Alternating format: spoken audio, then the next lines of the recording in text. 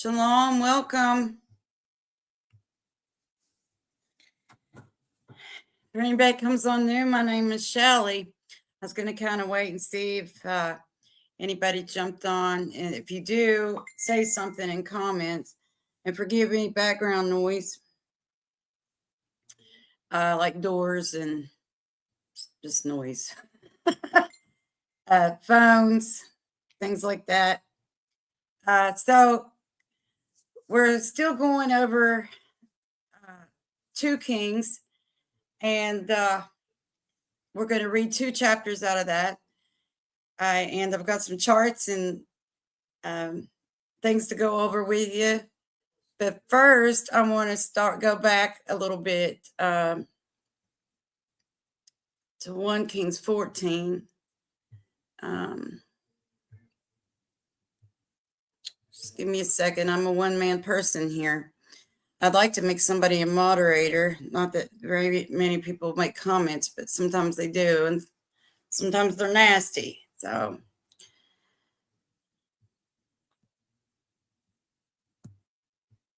just give me 1 second here.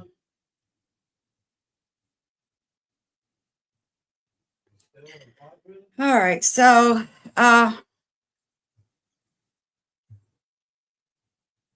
it's not the one. There we go.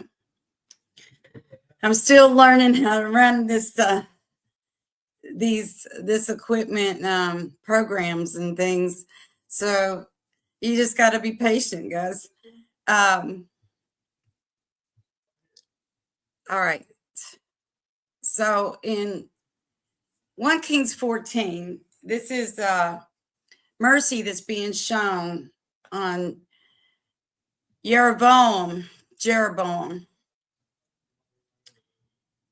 Well, it's actually being shown on his son, okay? But there's a couple things I want to go over with Rehoboam. I'm just going to read the chapter here, starting at verse 1. At this time, Aviah, the son of Jeroboam, fell ill. Jeroboam said to his wife, "Please come and disguise yourself so that you won't be recognized as Jeroboam's wife, and go to Shiloh." We know that Shiloh is Yeshua. Everything's for Father's name's sake, Yeshua's Father's name's sake. I like pointing out these little things, these little miracles. And actually, I could probably spend years in the book of Kings, not even counting Chronicles, right? There's so much to go over about the miracle of it all, and Father's processes, and how he's so precise with every single detail of the timelines of when these kings came and went, what was going on with the attacks against the southern kingdom of Judah and the northern kingdom of Israel, or when they're in idolatry, Ephraim. Remember, we don't want to be Ephraim, right? We want to be the house of Yosef if we're in the northern kingdom, and Judah in the southern kingdom, and we'll be made one new stick into the house of David.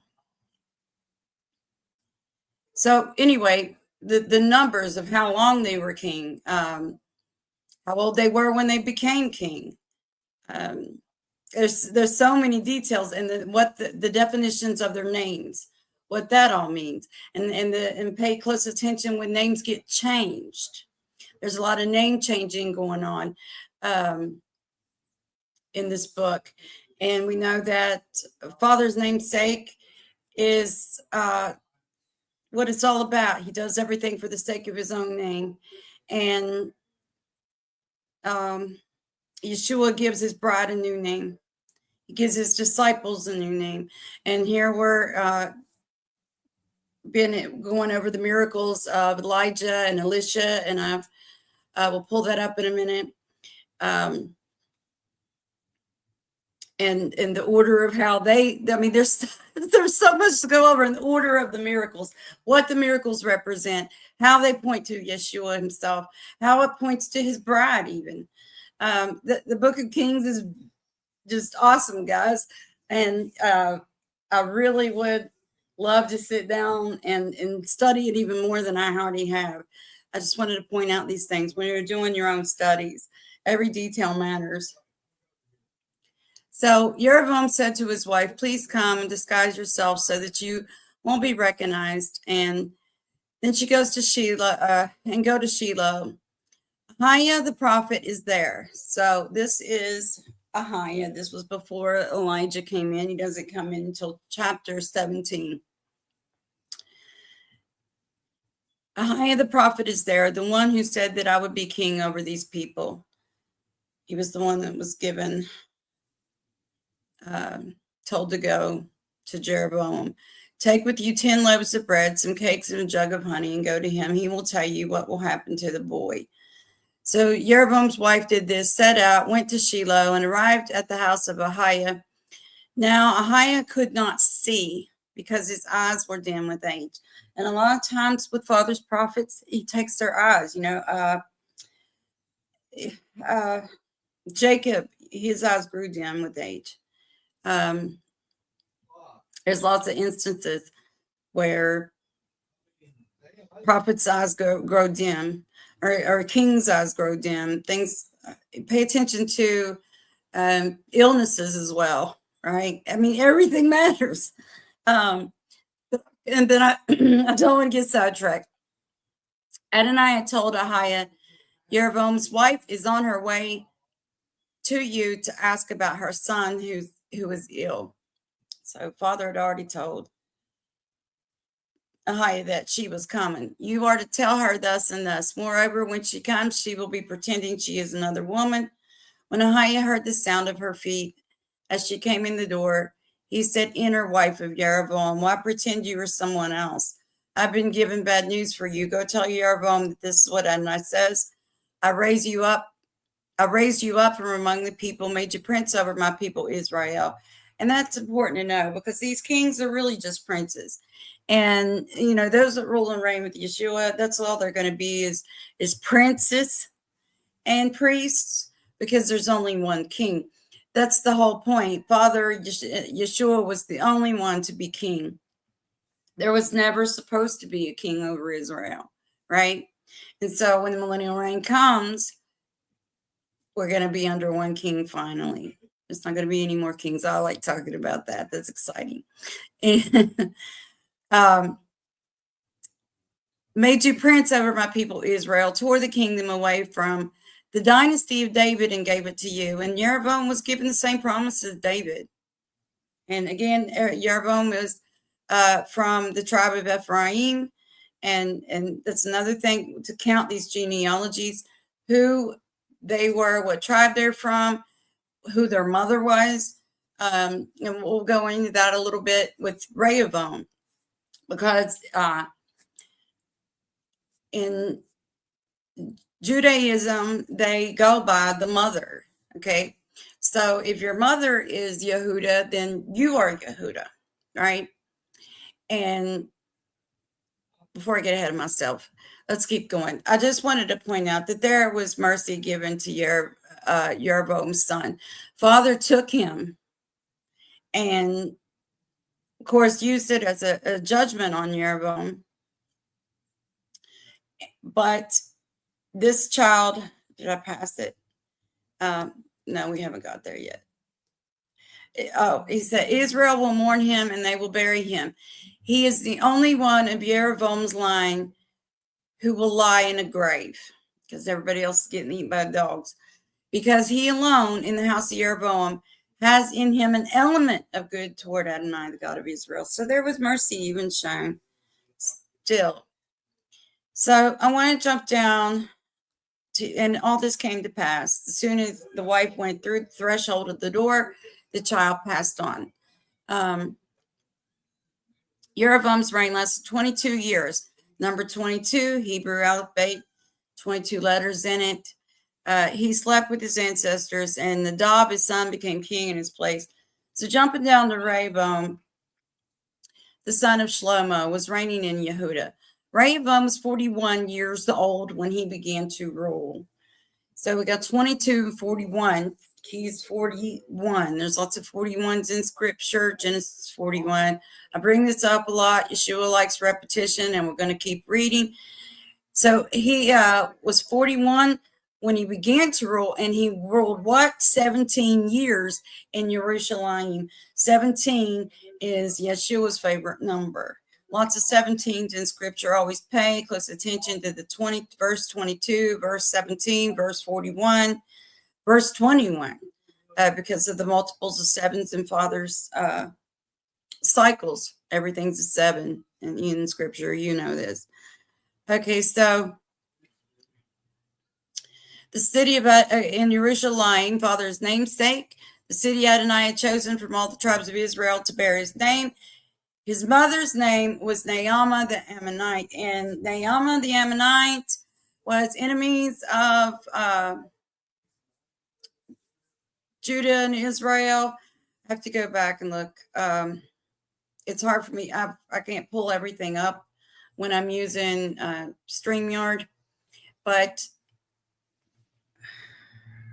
let me go look at my phone here.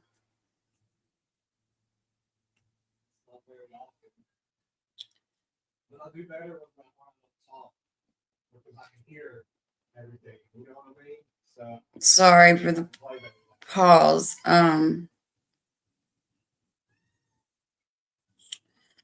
Galilean weddings. Anyway, I wanted to talk about the Ammonite. Okay, so she wasn't Judah. She wasn't Naamah. The only wife of King Solomon known by her personal name was Naamah. She was the only one mentioned of King Solomon's wives. And that's not all of it. I can't remember if they battled a lot. Okay, point is she was not Judah. She was not one of the 12 at all.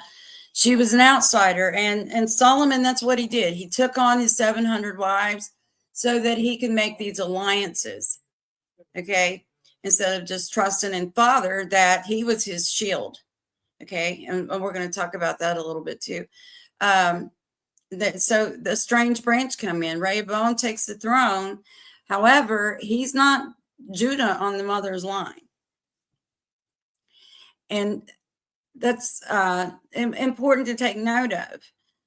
So as we keep reading, Judah did what was evil in the Adonai's perspective. They made him angry because of their sins, which were worse than any of their ancestors had committed. And always pay attention to that. So there was a correction made, I noticed in this, when it gets to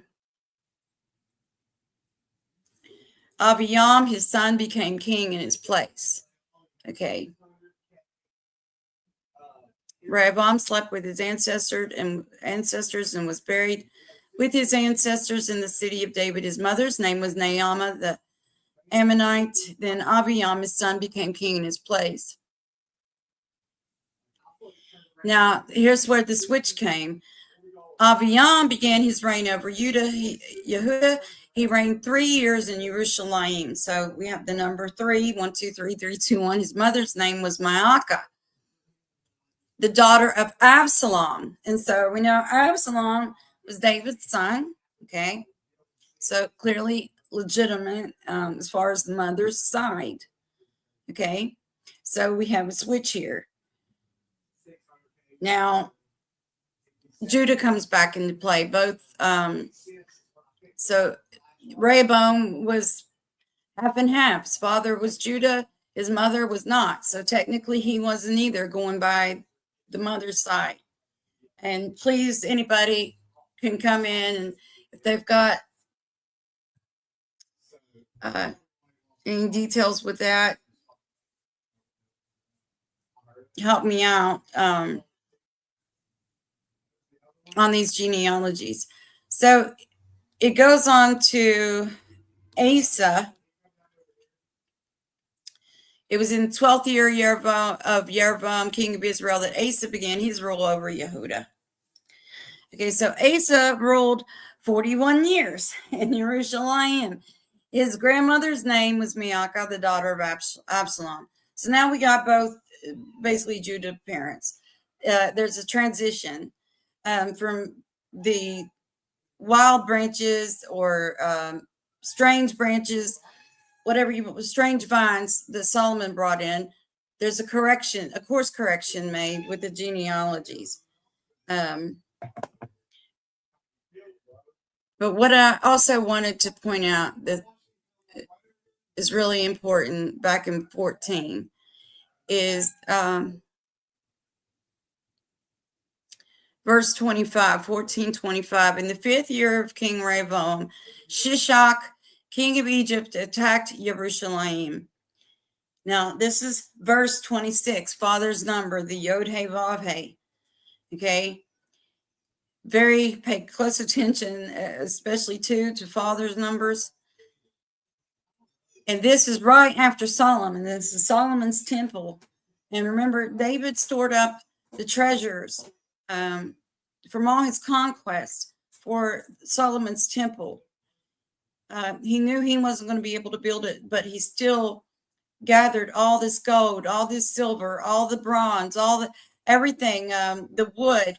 He gathered all the things that went into this temple. And when you read it, all the detail that was done and how much labor and work it took for this temple, and how Solomon pretty much enslaved the northern kingdom to build it, which was wrong, which already started causing division between the two houses. Was it, just, Father punished Solomon because of the idolatry and separated the kingdom into the 10 and the 2. However, that slavery that pretty much Solomon put him in was already causing a division, as we read prior. He took the treasures in the house of Adonai. So this Shishak, king of Egypt, comes in verse 26, and he takes the treasures in the house of Adonai and the treasures in the royal palace. He took everything, including all the gold shields Shlomo had made. Okay, so, I want to point this out because Father does things progressively. It's not just one big boom, bang judgment, right? As a lot of the Christian churches teach. I mean, the world's being judged right now, and people can't see it. They don't know how close we are to our King returning. So here already, this is the first heir of Solomon, Rehoboam. The treasures in the house of Adonai are being taken by Egypt. So Father's already starting to leave his glory. Okay. He took everything, including the gold shield Shlomo had made. And who is our shield? Yeshua is our shield. Yeshua has always been there. He was leading everybody out of Egypt the first time. And he's leading his bride, his 144 now. He's gathering. We are being gathered. The world's being judged, but he's gathering his 2 sticks already. It's a progression. He's purging, purifying, consecrating, redemption, full purchase possessions. He's going to seal the 144 with the 3 seals, his bride, the man-child. And if, people are teaching that everybody's the woman, then maybe that's because that's what Yeshua was showing them they are in their walk. They're going to be the woman. And that's another teaching that we just went over. And just to touch on that for a second, Judah's the only one that's in Matthew that's told to flee and go to the mountains, and they'll be protected there. So there's some connection mostly with the woman with Judah, and Simeon, of course, is Judah, but it goes with the Adamic line. Nothing's even cookie cutter with that, because Judah's also the 144, but there's Judah and the woman. connection. And then the great multitude, a lot of them's going to be martyrs, because they didn't repent in time. It's just not cookie cutter. But here we know the man child's the 144, and is Judah and Israel both, which is Joseph and Judah, and walking as Jacob into the house of David. So the treasures are already being taken. The shields, they're losing their protection. The judgment is coming in, and it's a gradual process. Could you imagine the play and the soccer ball never leaves the dude's inventory? You know what I mean? It's just it never, but it can still carry that fucking C4 over there. Can you imagine if they managed to kick the fucking soccer ball back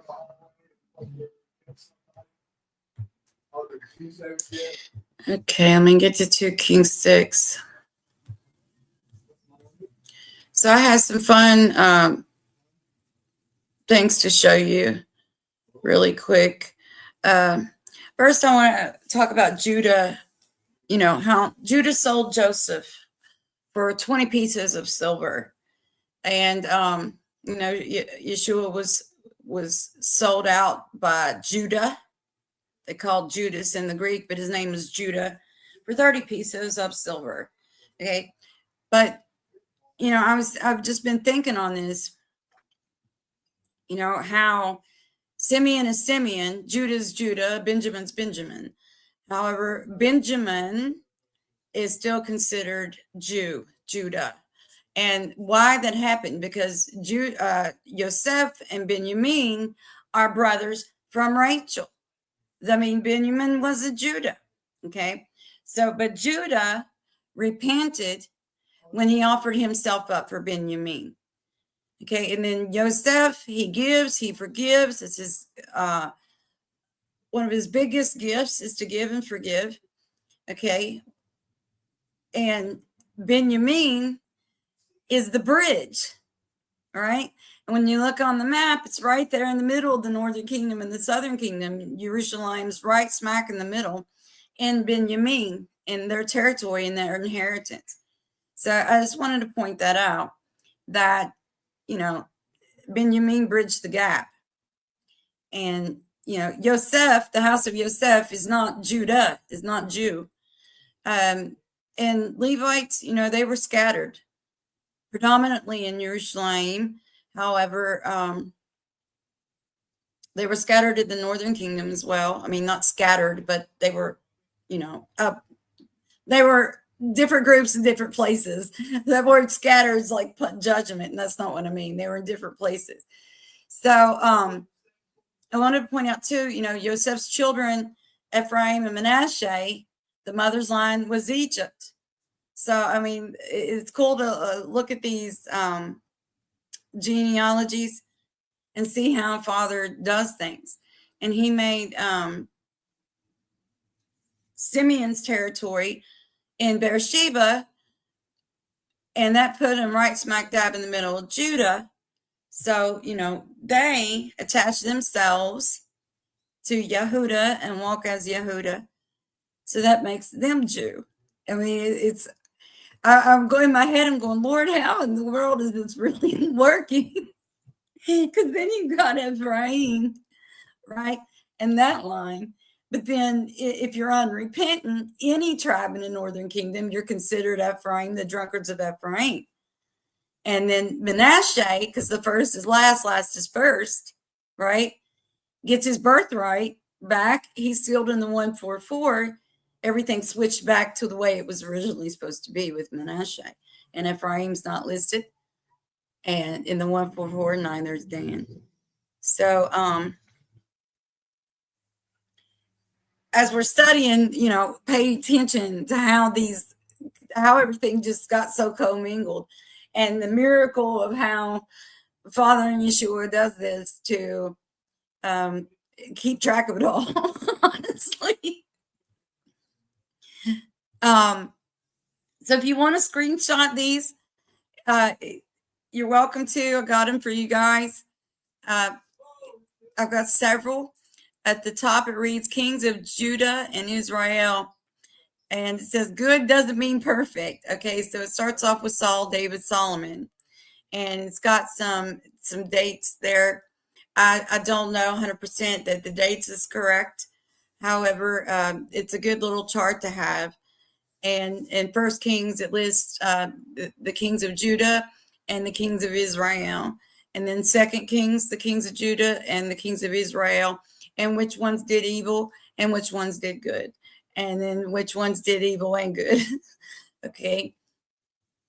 Also, I want to add this one. Now, this, because we started basically, you know, right at the end of Solomon's reign in 1 Kings. So this shows the prophets and who they were a prophet to. Like Elijah was a prophet to Israel. Elisha was a prophet to Israel. Isaiah was a prophet to Judah. Jeremiah was a prophet to Judah. And it goes on and it lists the kings that were king at the time of their service. And it has dates there too. Again, I'm not 100% on the dates. And a lot of the prophets' lives overlapped. Isaiah, Jeremiah, Ezekiel was alive at the same time.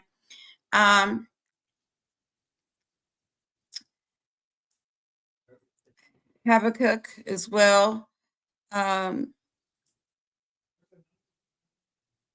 Because of Jehoiakim. Yeah, pay attention when you're reading Jeremiah, when you're reading the prophets of who was king at the time, and you get an idea of what other prophets were alive. And I mean, these are great little charts. And then it says the prophet's place of birth. That's important too, because that tells you what tribe they're from. Elijah, he was a northern kingdom. He's from the northern kingdom. And so was Elisha. They are not Judah. They're not southern kingdom at all. Jonah, Nineveh, Jeroboam too. And also there's 2 Jeroboams in scripture. And another thing, there's 2 kings, one in Judah and one in Ephraim, both had the same names. And we'll see that as we're reading. And I was like, goodness gracious.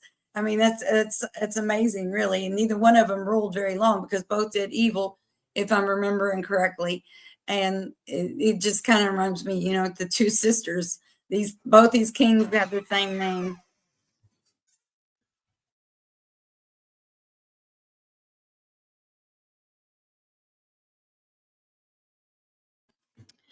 Now on this one, this chart's good because it shows you Judah, Israel. First, it starts out 1,000. Saul, 40 years. David, 40 years. Solomon, 40 years. And those numbers are important, right? The 40, 40, 40. And there's a link to a video I'll leave in comments that would probably bless you guys with the number 40. And I like this chart because, it has the thumbs up for the good and the thumbs down for the evil. But it shows how long they reigned. So you kind of need all of them because, you know, one was missed in the number of years. Rehoboam 17 years, Abiah 3 years, Asa 41 years, Jehoshaphat 25 years, Jeroboam 22 years, Nadab 2 years, Baasha 24 years, and it, you know, it goes on like that.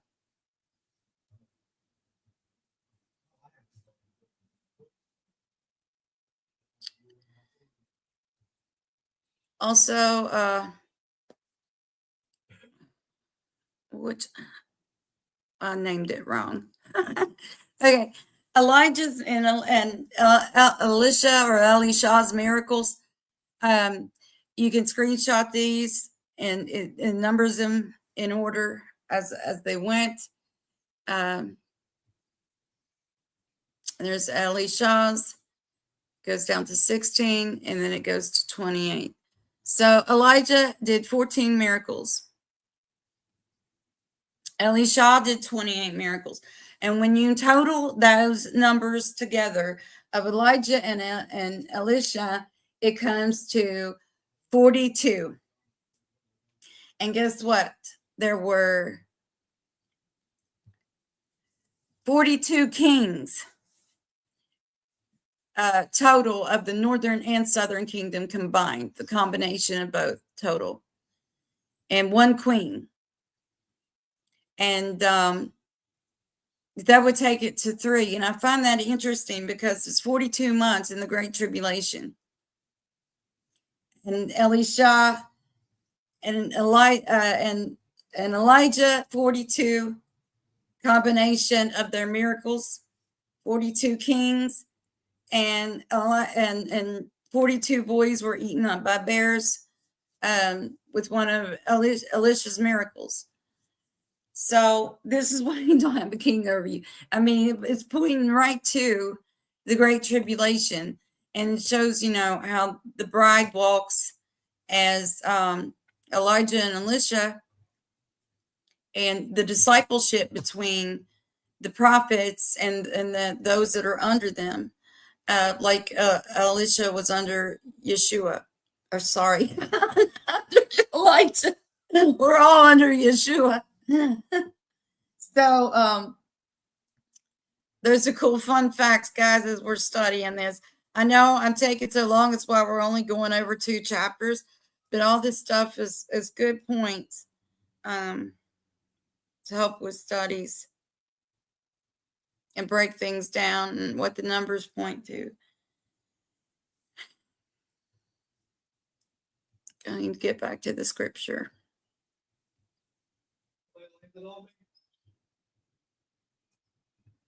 Okay, so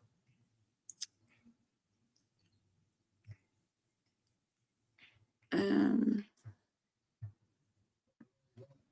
2 Kings 6.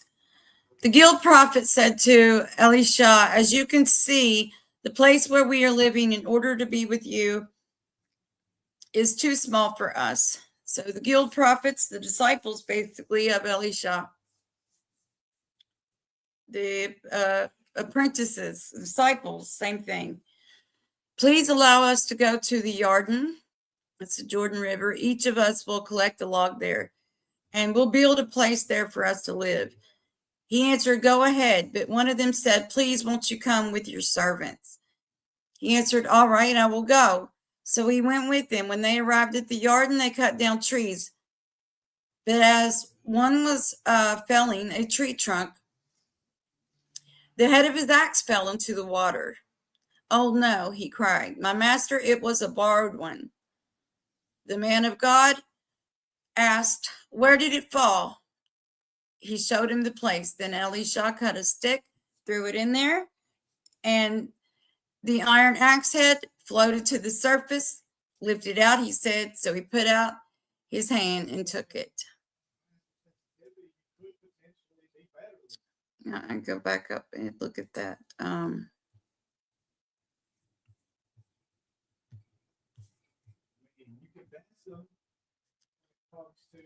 Excuse me. Axe.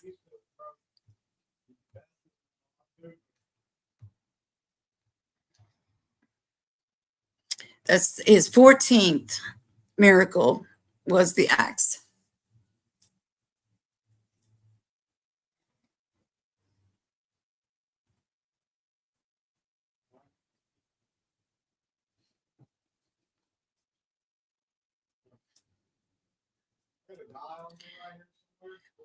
Verse 8. Now the king of Aram went to war against Israel. And you'll see a lot with Aram and Israel and Aram and Yehuda. And in consulting his servants, he said, I'll set up my ambush camp in such and such a place. The man of God sent this message to the king of Israel. And by the way, this king is in chapter 3, because it doesn't give his name in chapter 6, but it's Jehoram, the son of Ahab. So it's Ahab's son that's the king in chapter 6. I'm also looking at my paper Bible.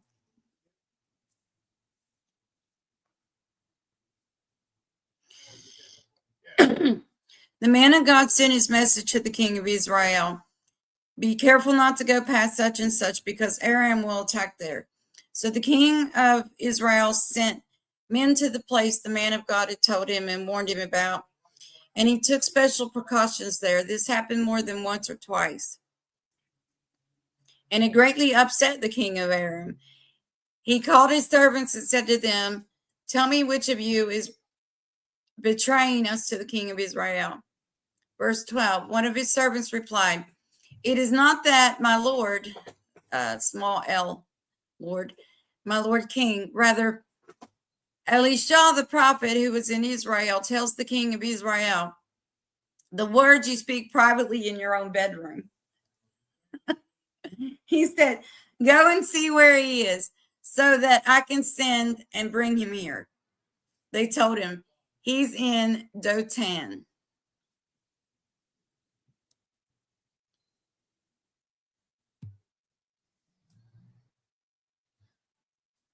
So Dothan, also spelled like Dothan, but it's Dotan is a Hebrew name meaning two wells or two cisterns.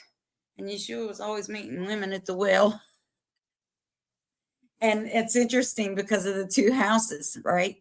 The two houses, two wells, is primary. It is primarily a biblical location in northern Palestine, actually northern Israel. Sorry, I even read that word. Known as the place where Joseph was sold into slavery by his brothers, and where Elisha was surrounded by an angelic army. So here we have the connection to Joseph. Mentioned in Genesis 37:17. Of course, it's verse 17, right? It's the only two mentions of Dothan. It's identified as a pasture area near Shechem, where Joseph found his brothers. It was also home to the prophet Elisha, 2 Kings 6:13. The name likely derives from a Canaanite or foreign root meaning well or fountain, right? Fountain of living waters. Some interpretations suggest it refers to a place with abundant water resources, two wells. Today, Dothan is used as a masculine Hebrew given name and is associated with the archaeological site of Tel Dothan in the West Bank near modern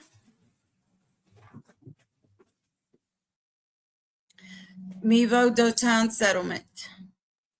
In a metaphorical sense, the site represents both a place of great trial, Joseph's betrayal, and a place of divine protection, Elisha's chariots of fire.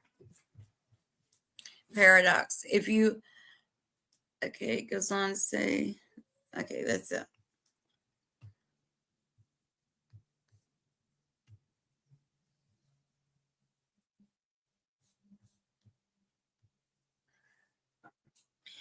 So he sent horses, chariots, and a large army there. They came by night and surrounded the city. The servant of the man of God got up early in the morning. On going outside, he saw an army with horses and chariots surrounding the city. His servant said to him, "Oh, my master, this is terrible. What are we going to do?" He answered, "Don't be afraid. Those who are with us outnumber those who are with them." Verse 17, important number, Yeshua, the bridegroom. Elisha prayed. Oh, I got to plug in my laptop real quick.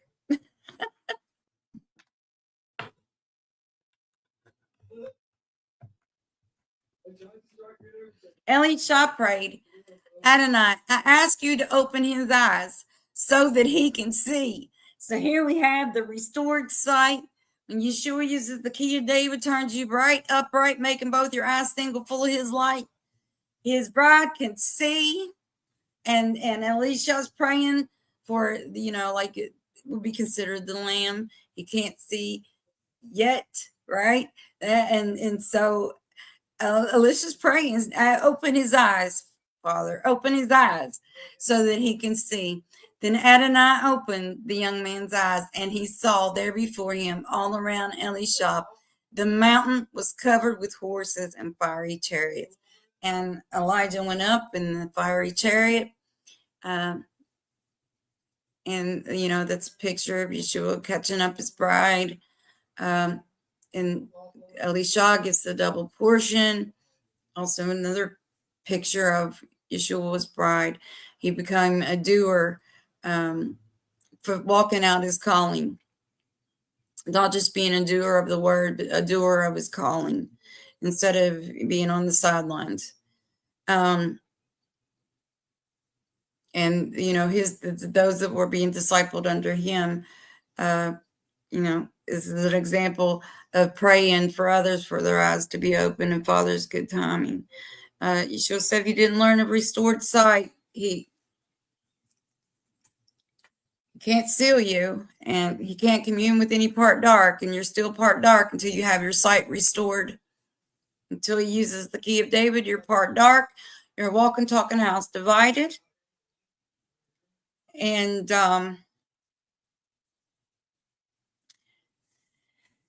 you're unsanctified. And the bridegroom just can't be unequally yoked. So anyway, when I see restored sight, I want to point that out, especially when it's Yeshua's number and, all the things he's taught us between Elijah and Elisha. When they came down to him, Elisha prayed to Adonai, please strike these people blind. So it's Yeshua that gives the sight. It's Yeshua that takes it away. If he keeps you sitting blind, there's a stumbling block, probably of pride in the way, not wanting to learn the truth, not being at his feet, wanting to learn the word, not obeying the 2 and the 10 commandments, the Shema, Ve'afta, and Deuteronomy 5, 10, Deuteronomy 6, Deuteronomy 5, Deuteronomy 19, how to love your neighbor as yourself. Or sorry, not Deuteronomy, Leviticus 19, how to love your neighbor as yourself. So next, Elisha told them, you've lost your way, and this isn't even the right city. Follow me, and I'll take you to the man you're looking for. So here they're blind, and Elisha's leading them. Then he led them to Shamron.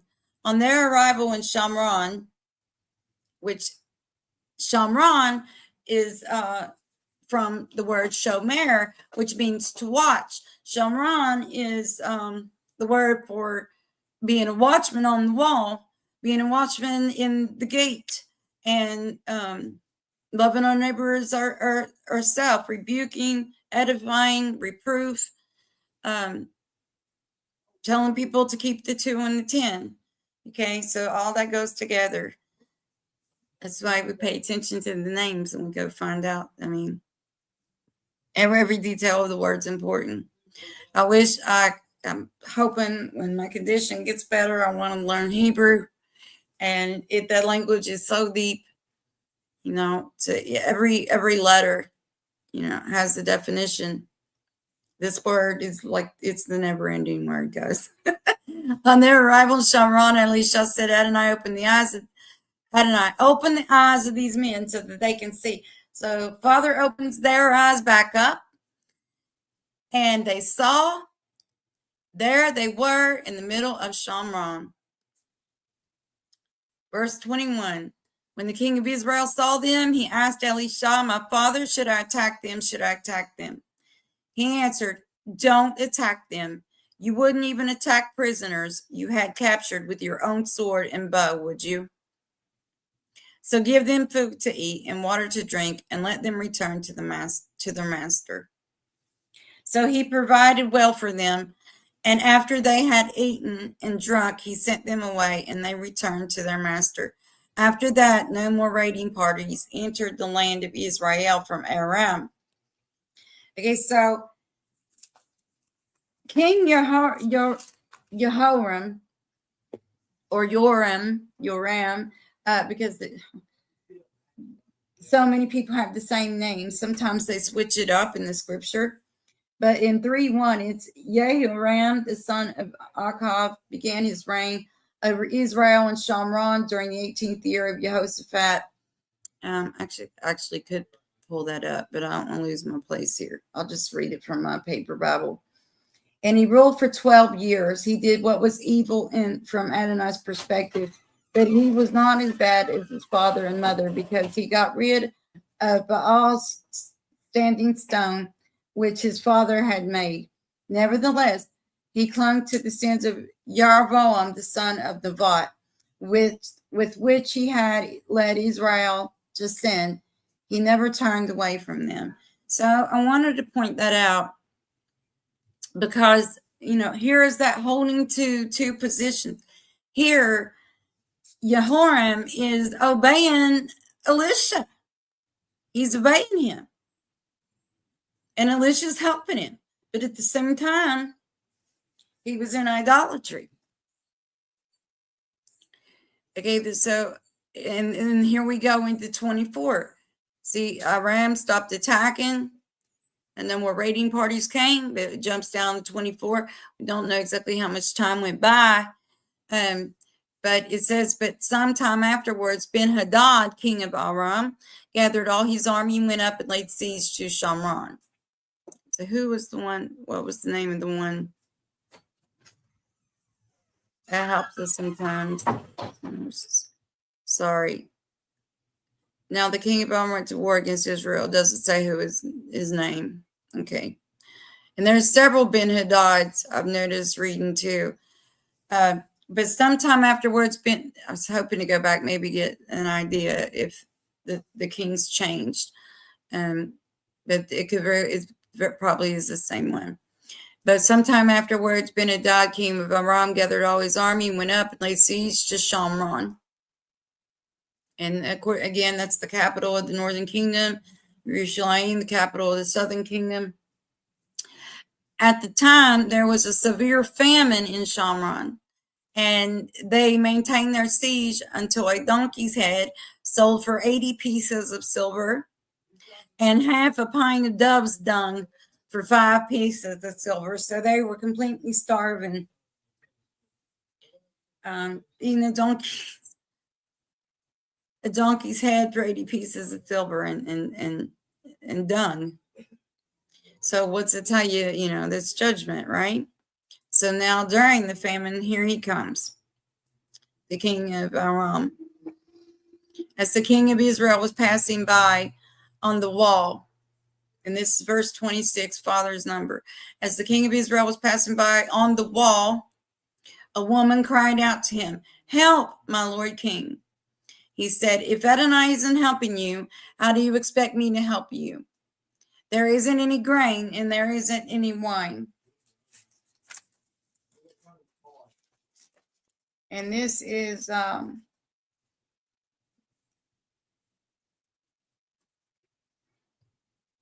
Shunammite woman. Then the king asked her, "What's troubling you?" She answered, "This woman said to me, 'Give me your son.'" Or no, that's later. Sorry, that's in chapter 8. My mistake. No, that's not the Shunammite. Then the king asked her, "What's troubling you?" She answered, "This woman said to me, 'Give me your son so that we can eat him today.'" I mean, you're eating your own children.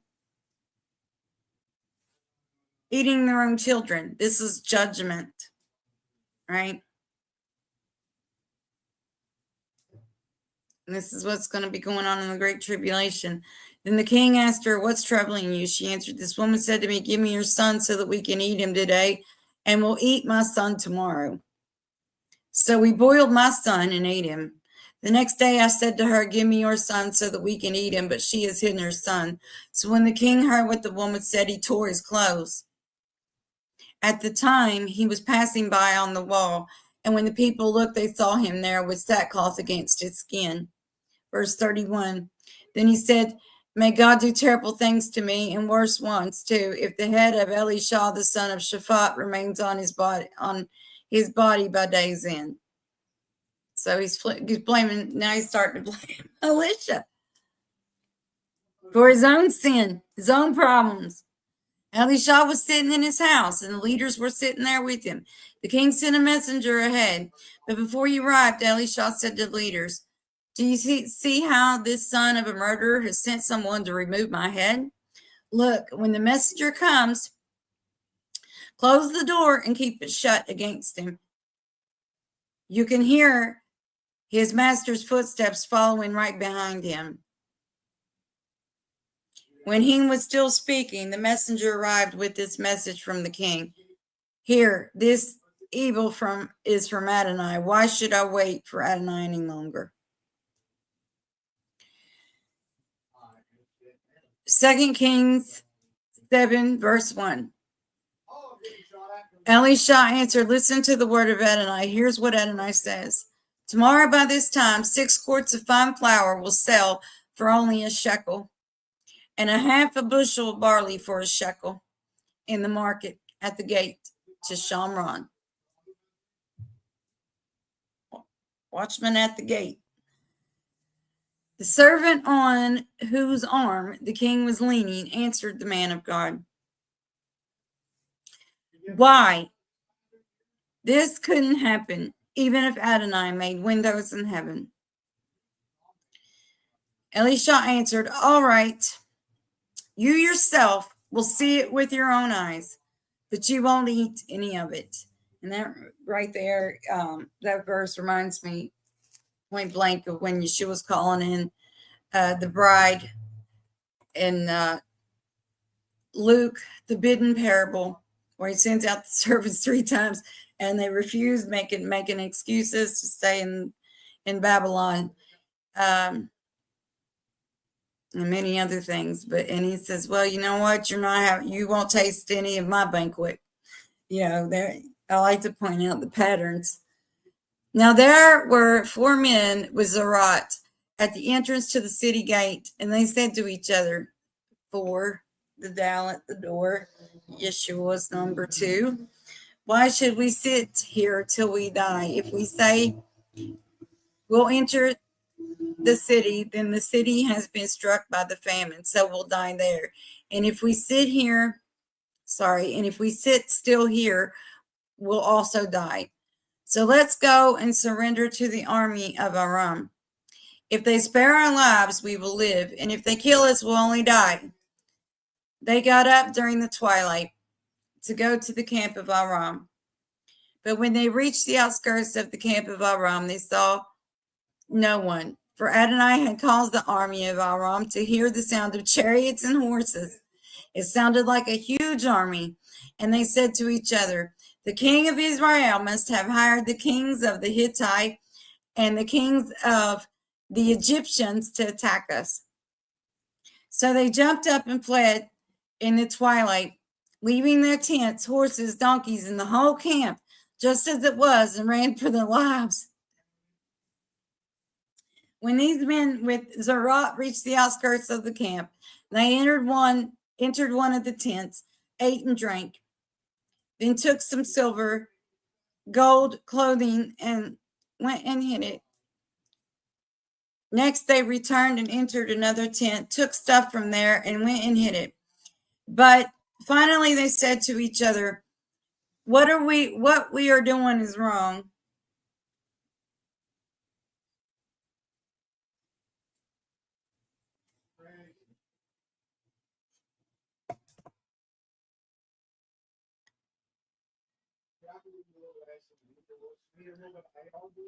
Sorry. At a time of good news like this, we shouldn't keep it to ourselves. If we wait even till morning, we will earn only punishment. So come, let us go and tell the king's household. So here they repented. So they came and shouted to the gatekeepers of the city and told them the news. And they went and stood in the gate and shouted and told them the news, right? So here the guys with leprosy repented and went to the gate. We went to the camp of Aram, and no one was there, no human voice, just the horses and donkeys tied up and the tents left in place. The gatekeepers called and told it to the king's household inside. Then the king got up in the night. He said to his servants, I'll tell you what Aram has done to us. They know that we're hungry, so they've gone outside the camp and hidden in the countryside, saying, when they come out of the city, we'll take them alive and then get inside the city. One of his servants answered, I suggest letting some men take 5 of the remaining horses that are left in the city. They're like everything else in Israel that remains. Like everything else in Israel, practically finished, and we'll send and see. So they took 2 chariots with horses, and the king sent after the army of Aram, saying, go and see.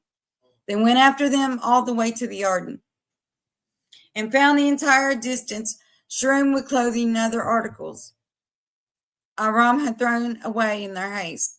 The messengers returned and told the king. And the people went out and ransacked the camp of Aram, with the result that 6 quarts of fine flour was sold only for a shekel, and half a bushel barley for a shekel, in keeping with what Adonai had said. Not one word returns void. Verse 17.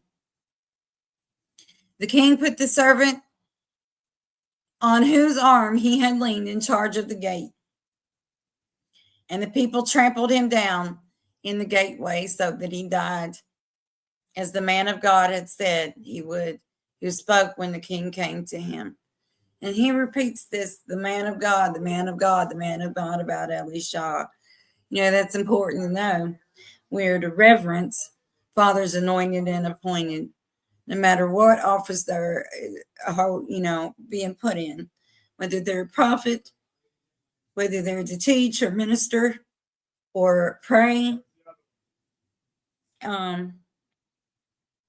whatever it is. Yeshua gets very upset when you don't respect his called and chosen. For the man of God had said to the king, tomorrow by this time 6 quarts of barley will sell for only a shekel, and a half a bushel of fine flour for a shekel, in the market at the gate of Shamron. The servant had answered the man of God, why this couldn't happen, even if Adonai made windows in heaven. And Elisha had said, all right, you yourself will see it with your own eyes, but you won't eat any of it. That is exactly what happened to him, because the people trampled him down in the gateway so that he died. Don't mock and don't scoff Father and his servants. Well, guys, that's all I'm going to go over for now. I hope this edified you. We'll come back and we'll do a couple more chapters. I'm going to just go over it slower and do 2 chapters at a time, maybe 3, and we'll just keep going. And, leave comments if you have anything to add, or if you just want to check on Servant Casey, or just say hello.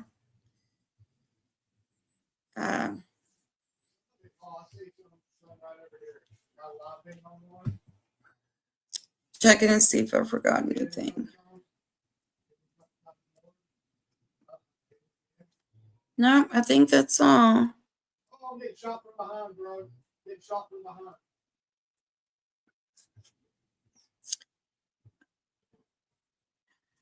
Well, family, that's all I've got for you. We'll see you next time. Shalom.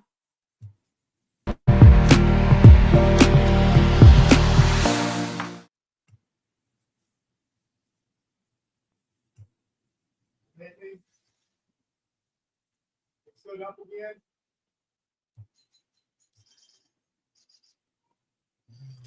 I'm still learning this. Let's try that again.